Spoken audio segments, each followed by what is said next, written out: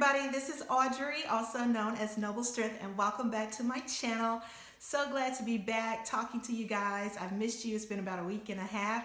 I've been very busy, and that's why, I got through these phases with YouTube. Sometimes I'll just upload videos back to back, and then I'll have a little period of break between. But I try to upload it weekly if I can, but last week and this week has been a very busy week. This is just a busy time of the year when teaching, especially when you're an art teacher doing art shows, and it just kind of a lot going on. And then last week our son was in town for his spring break, and so when I wasn't working, I was wanting to spend as much time with him as I could. So that is why you haven't seen me, but I'm here, and I wanted to do a Q&A, and thanks to you guys and your questions that you submitted on my giveaway, I have questions to answer for you guys, and I wanted it to be personal to my viewers. So thanks so much for submitting those questions. So let's just jump right into it. I'm going to start with the most frequently asked question that I was given, because I was given a lot of questions, and this video might have to be in two parts. So I'm going to start with the most frequently asked questions first. The first question that was asked by several of my viewers, Linda Beck, Tommy Haynes, and Kimberly, asked, what made you start your YouTube channel? Well, about 2 years ago, I was at church, and one of my friend's daughter, I just consider all of my church members family, but their daughter, Gabby. Hi, Gabby. If you watch this video, I hope you're doing well. She is the one who encouraged me to start a YouTube channel. Prior to that, I never really considered it, thought about it. YouTube was just a pastime for me, something for entertainment. Since I didn't watch TV, YouTube was my source of entertainment. But as far as uploading videos, I never really thought about it. But Gabby and I, we're talking about fashion, and she's so complimentary and sweet. And she was saying, Miss Crosby, Miss Audrey is what she calls me, but Miss Audrey, you should do a YouTube channel because you find some of the most awesome things when thrifting, and you look so stylish and look so good, and there are probably a lot of people who would benefit from, what you share with them about thrifting and fashion and that type of thing.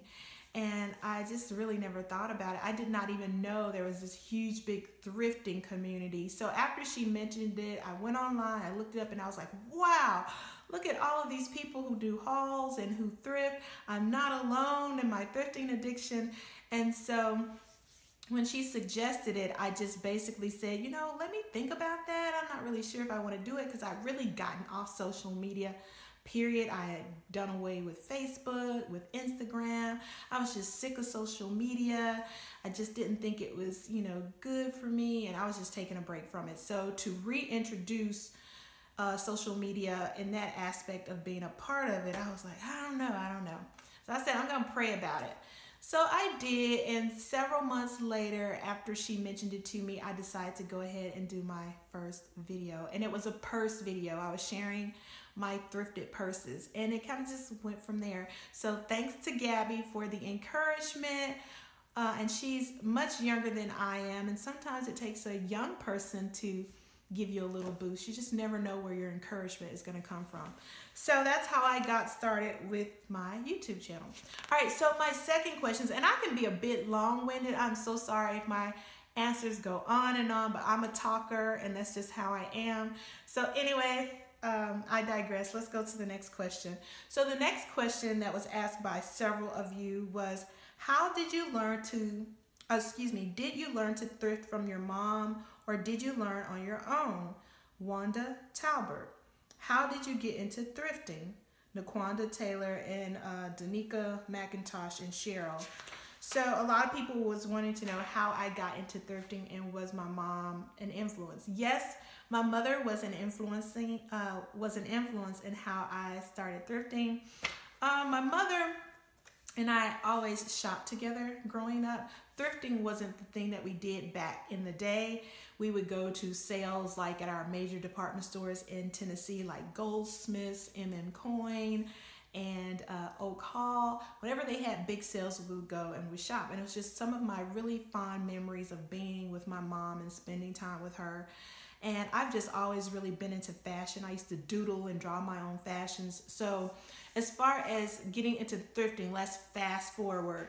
So as an adult, my mom, would call me. This is after I got married, moved away, and said, oh, I found this at the thrift store. I found this, at the secondhand store or whatever. And she found these books for me called Horizon. They're these hardback magazines like from the 50s and 60s. And she said, I thought you might like them since you're all into art.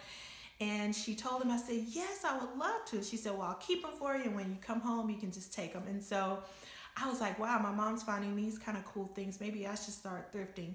So just by her sharing that, I kind of started thrifting myself. But another thing that encouraged me to thrift is when I started teaching and I started messing up my good clothes. I was like, you know what? I'm going to start thrifting for clothes because I'm messing up too many of my clothes. My good clothes, spilling paint on them, ink on them, and all of that. So that's when I really got into thrifting big time, when I started teaching, and that was back in 2005. So my mom did have something to do with me getting into thrifting, yes. All right, so next question. What is your most favorite Bible verse to refer to when things get tough? And this is from Shar Dances and Dance Delano. They want to know what my favorite Bible verse is. Well, my favorite Bible verse of all times for any situation, good situation, bad situation, you name it, it's just something that I try to keep in the forefront of my mind, and that is Philippians 4:6-8. And it, I will try to cite it to you as best I can without reading it. But be anxious for nothing, but in all things through prayer with supplication and thanksgiving, make your requests known to God, and the peace of God will guard your hearts and mind through Christ Jesus. And then it continues on to think on those things which are true and noble and just and pure and lovely. If there's anything of virtue and anything praiseworthy, think on these things, and the peace of God will guard your hearts and minds through Christ Jesus. So those are my two verses that I look to. That's Philippians 4:6-8. Those are ones that I love, love, love. I think how your mind is focused and what you focus on determines your faith walk, how you interact with people, your mindset. It keeps you from being depressed, discouraged, and I just try to keep that in my mind at all times. So let's see here. Next question. What is your most sought after item, and what's the best item you have found thrifting? This is from Dolores Forrest and Donna Risky, Tracy Solano, and Jan Crescent. They all wanted to know what is my most sought after item and what's the best item I found thrifting. My most sought after item, to be honest with you, would probably be a biker's jacket. Not any particular brand, but a leather biker jacket, a really nice fitted leather biker jacket. It can be in black or red, because black and red are my favorite colors, but that has been on my wish list for quite some time. And another thing would be an artsy LV. Now that's a big stretch. I doubt if I'll ever find an artsy LV in the thrift store, but those are two things that are definitely at the top of my list, and you never know what you may run across.